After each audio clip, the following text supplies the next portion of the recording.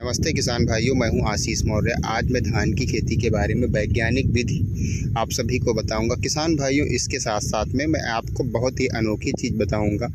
धान की जो हमारी फसल होती है उसका वैज्ञानिक नाम क्या होता है और वह किस कुल का पौधा होता है, इसके बारे में भी विस्तृत जानकारी आप सभी को इस वीडियो में दूंगा। वीडियो बहुत ही महत्वपूर्ण होगी। आप सभी लोग लगातार मेरे YouTube चैनल से जुड़े रहें। आप सभी लोग पूरा वीडियो देखें। अगर आपने स्किप कर के वीडियो देखा तो हो सकता है मेरे द्वारा दी गई जानकारी आपके लिए अधूरी जानकारी साबित हो सकता है आपको मैं जितनी अच्छी तरीके से वीडियो में जानकारी दे रहा हूं उसका समुचित ज्ञान आप सभी को नहीं हो पाएगा।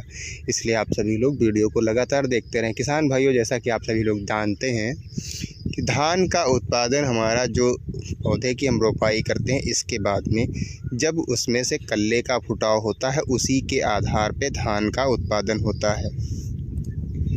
तो किसान भाइयों, आज मैं आप सभी को बताऊंगा रोपाई के बाद कितने समय के बाद में कौन कौन से उर्वरकों को हमें अपनी धान की फसल में देना चाहिए और कटाई के समय तक हमें अपनी धान की फसल में किन किन बातों का विशेष रूप से ध्यान रखना चाहिए। इन सभी बातों को ध्यान में रखते हुए मैंने आपको इस वीडियो में इन सभी चीज़ों की जानकारी देने का सोचा है।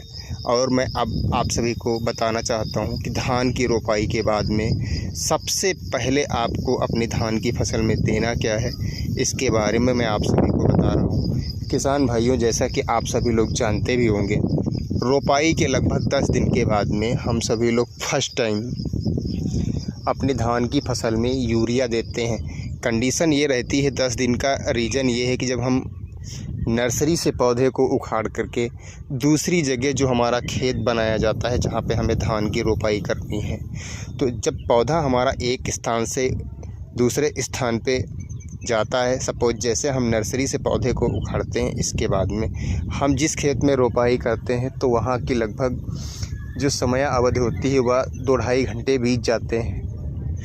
इस कंडीशन में आप सभी को करना क्या है, जो धान की हमारी नर्सरी है सबसे पहले उसमें क्या करना होगा किसान भाइयों, जो नर्सरी वाले स्थान से हम पौधे को उखाड़ते हैं, इसके बाद में अगर हम कार्बेंडाजिम मैनकोजेब लेकर के, अगर हमारे घर में मैनकोजेब कार्बेंडाजिम नहीं है तो हम बाज़ार से केवल M45 खरीद लेंगे 100 ग्राम और उसे 50 लीटर पानी में घोल लेंगे।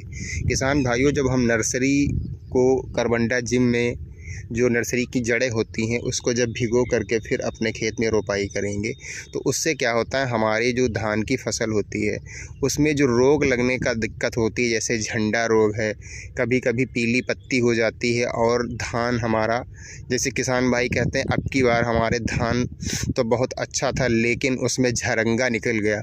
झरंगा का मतलब ये है जो बालियाँ तो आएंगी, धान का नमूना बनेगा, लेकिन उसके अंदर जो चावल बनने की गुणवत्ता होती है वह उतनी नहीं हो पाती है अच्छी। तो इसलिए आप सभी लोग धान की नर्सरी का उपचार करके अपने खेत में धान की रोपाई करेंगे। इसके बाद में आप सभी लोग जो 10 दिन के बाद में यूरिया देते हैं, तो 10 दिन रोपाई के बाद में इसलिए लिए जाते हैं ताकि जब नर्सरी वाले फॉर्म से हम अपने पौधे को उखाड़ के दूसरे खेत में रोपाई करते हैं तो वहाँ पे जड़ का डाइवर्जन हो जाता है। तो जिस स्थान पे, जिस खेत में हम धान की रोपाई करते हैं, जब तक पौधा वहाँ पे अच्छी तरीके से उसकी जो जड़ें हैं वह विकास नहीं कर लेती, तब तक हम किसी प्रकार का कोई खाद, माइक्रो न्यूट्रेंट, अन्य सूक्ष्म पोषक तत्वों को नहीं देते हैं। क्योंकि हमारा उस समय जो भी हम अपने धान में सूक्ष्म तत्व, माइक्रो न्यूट्रेंट, यूरिया अगर देंगे तो हमारी पौधे की जड़ें विकास नहीं कर पाएंगी, इसलिए वह सब बेकार जाएगा। तो किसान भाइयों, जैसा कि आप सब जानते हैं, जब हम फर्स्ट टाइप यूरिया देते हैं अपने खेत में तो उसका डोज लगभग 25 से 30 किलो प्रति एकड़ ही होना चाहिए। इसी के साथ में आप सभी को लेना क्या है, बहुत ही महत्वपूर्ण जानकारी आप सभी को दे रहा हूँ। यूरिया के साथ में आप सभी लोग जिंक फास्फेट 33%, जी हाँ, यूरिया के साथ में आप सभी लोग जिंक फास्फेट 33% ले लीजिएगा। इसकी 1 एकड़ में 4 से 5 किलो आप सभी को यूरिया में मिक्स करके डाल देना है। इससे क्या होगा, हमारी जो धान की फसल है उसमें जो टेलरिंग, जो कल्लों का फुटाव होता है, वह नाइट्रोजन और जिंक फास्फेट जब हम मिला करके अपने खेत में डालते हैं तो बहुत ही ज़बरदस्त होता है। किसान भाइयों, आप सभी लोग इसी तरीके से अपने खेत में रोपाई करें। किसान भाइयों, मैंने 2 जानकारियाँ अभी तक दी हैं। तीसरी जानकारी ये होगी कि आप जब सेकंड टाइप में यूरिया का अपने खेत में प्रयोग करेंगे उस समय आप सभी को लेना क्या है? जी किसान भाइयों, आप सभी को लेना है फेरस सल्फेट और नाइट्रोजन मतलब यूरिया। उस कंडीशन में फेरस सल्फेट आपको 5 किलो प्रति एकड़ की दर से यूरिया 35 से 40 किलो 1 एकड़ में देनी है। इसी के साथ में WDG पाउडर फॉर्म में जो सल्फ़र आता है, जी हाँ, WDG पाउडर फॉर्म में जो सल्फ़र आता है 80% वाला आदामा कंपनी का, उसे आप सभी लोग ले लेंगे।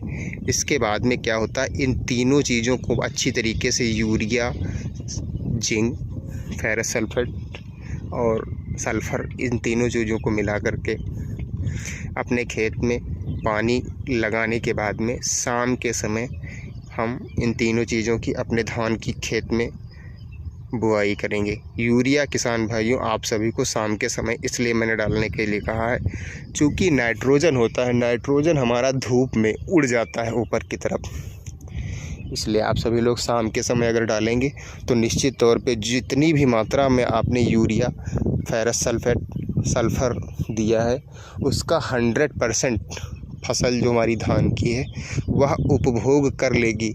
यानी कि उसको उसका पूर्ण रूप से जितना प्रभाव हमारी फसल पे पड़ना चाहिए, हमारे जो पौधे धान के हैं उनको जितना ग्रहण करना चाहिए, संग्रहित करना चाहिए, वह उतना ले लेंगे और आपकी जो नाइट्रोजन आपने जो दी है अपने फसल में वह बेकार नहीं होगी। तो किसान भाइयों, ये 3 बातें बहुत ही महत्वपूर्ण हो गई। किसान भाइयों, मैंने कहा था आपको धान की खेती का जो वैज्ञानिक तरीका है उसको बताऊंगा, उसको मैंने वैज्ञानिक तरीका आप सभी को बताया और इसके बाद में मैंने कहा था वैज्ञानिक नाम और किस कुल का धान का हमारा पौधा होता है। तो आप सभी लोग जान लीजिएगा, बहुत ही महत्वपूर्ण जानकारी है। किसी भी वीडियो में आपको यह नहीं बताया होगा कि धान का पौधा किस कुल का है और इसका वैज्ञानिक नाम क्या है। तो किसान भाइयों, धान ओराइजा सैटाइवा कुल का पौधा है और यही इसका वैज्ञानिक नाम है। आप सभी लोग इसको ध्यान से सुन लीजिए। एक बार मैं नाम आपको और बता रहा हूँ। धान का वैज्ञानिक और कुल नाम जो है ओराइजा सैटाइवा, ओराइजा सैटाइवा, यह धान का वैज्ञानिक नाम और कुल है। सल्फर हमारी धान की फसल में कितना महत्वपूर्ण है, इसके लिए मैं आप सभी को बताऊंगा अगले वीडियो में। किसान भाइयों, सल्फ़र क्यों अति आवश्यक है, सल्फ़र की भूमिका क्या होती है धान की फसल में, इसके लिए मैं अगले वीडियो में आप सभी को बताऊंगा। मेरे द्वारा दी गई जानकारी और शेष धान की फसल में जो जानकारियाँ अभी तक मैंने इस वीडियो में नहीं दी हैं, उसके लिए मैं अगला वीडियो नेक्स्ट टाइम बहुत ही जल्द लेके आऊँगा। आप सभी लोग लगातार मेरे यूट्यूब चैनल पे बने रहें और मेरे द्वारा दी गई जानकारी अभी तक आप सभी को कैसी लगी कृपया कमेंट बॉक्स में बताएं। और अभी तक मेरे यूट्यूब चैनल को सब्सक्राइब नहीं किया आपने तो कृपया सब्सक्राइब कर लें और मेरे वीडियो को और अपने अन्य मित्रों को शेयर करें। किसान भाइयों, अगर जो मैंने विधि बताई है या आप सभी ने प्रयोग कर ली तो आपके पड़ोसी भी पूछेंगे आपसे कि आपने इसमें क्या किया है। फिर मिलेंगे अगले वीडियो, तब तक के लिए नमस्ते।